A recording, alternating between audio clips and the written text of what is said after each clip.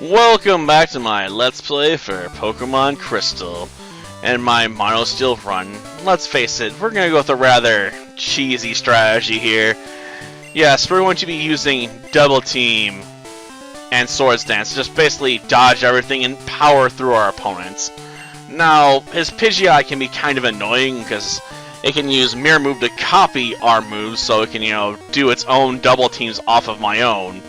It can also phase me out rather early on if it wants to draw something weaker, to pick off, so I may not be able to, get enough double teams up quickly enough to avoid some of the more annoying issues. Of course, Mirror Move's gonna hit, regardless, but, it is what it is. I just hope he doesn't steal too many, Swords Dances from us, because that would be bad, Though maybe we'll get lucky and it won't bother with Whirlwind for a while.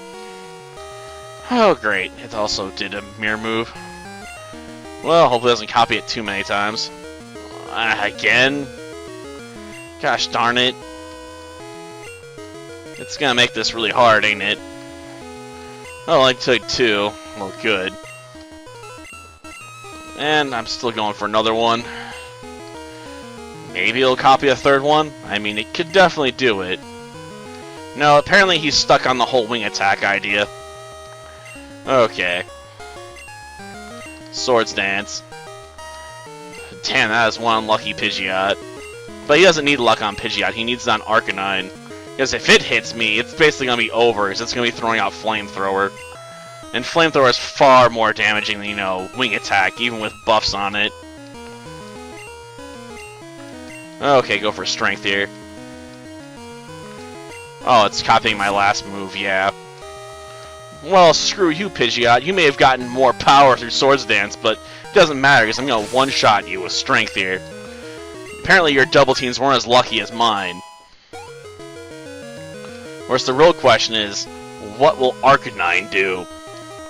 I mean, if we can dodge the initial Flamethrower, the battle is pretty much guaranteed to be ours.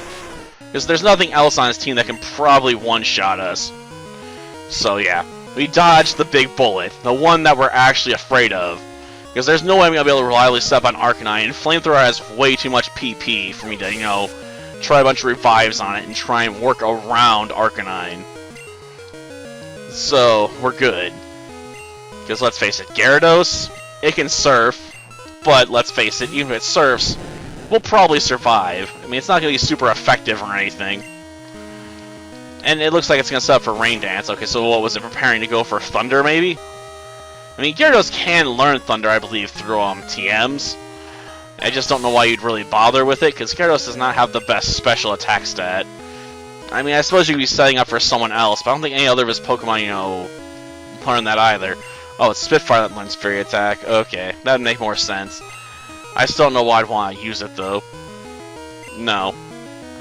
Yeah, just stop learning it. If I honestly bothered with using, any of that stuff at all, it'd probably be throw Toxic on there.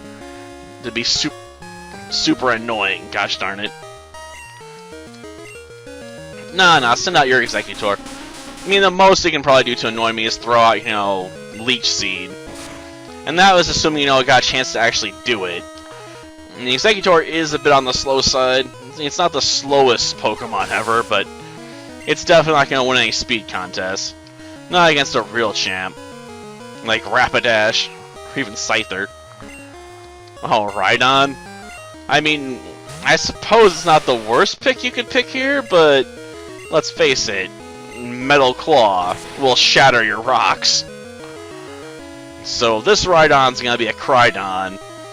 Like it tried, just to fall to the Metal Claw, man. It just shoved its way through. And next comes up, what? Alakazam? Yep. Saving it for last. Which is probably the worst thing. Well, actually, it's probably the best thing he could have done, because Steel types resist psychic attacks. But it has to suck to be in the position where you have to basically set up Reflect, and just try and survive long enough to actually do anything. Now, I don't even think Reflect's going to save Alakazam. With that massive glass jaw and the raw power I'm commanding at the moment, it just didn't stand a chance.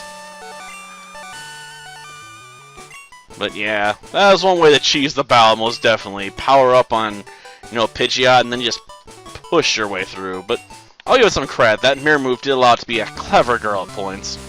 Even if his Pidgeot is male, I believe. So, you know, it tried. It really did. But I prefer calling it a clever girl than a clever boy, because now I get to feel like I'm ripping off Jurassic World a little bit, you know? Or I guess that was Jurassic Park, not Jurassic World, but it's a line you definitely hear used quite a bit. Well, that'll do it for this episode for the most part. We just need to head back down to Pallet Town and, you know, get permission from Professor Oak to visit Mount Silver. And then I'm going to be spending a lot of time, you know, well, battling the Elite Four over and over and over again. Trying to level up, you know, Scizor to the next level. I've already beat them all out here. And most of them really aren't all that tough. They're a downgrade from what I was facing over in the Johto region near the end. Which is pretty sad. I mean, I guess I could technically grind over by Mount Silver, but, you know, there's a bunch of, you know, Ponytas and stuff out there. I don't want to fight fire types. I'm Steel. Fire makes steel, alright, by melting it down. So you can smelt it into shape. Yeah, I'll probably never come visit again. Thank you for telling me how much I suck at catching Pokemon. Well, like I said, this will do for this episode. Next time, you know, we'll go for the finale.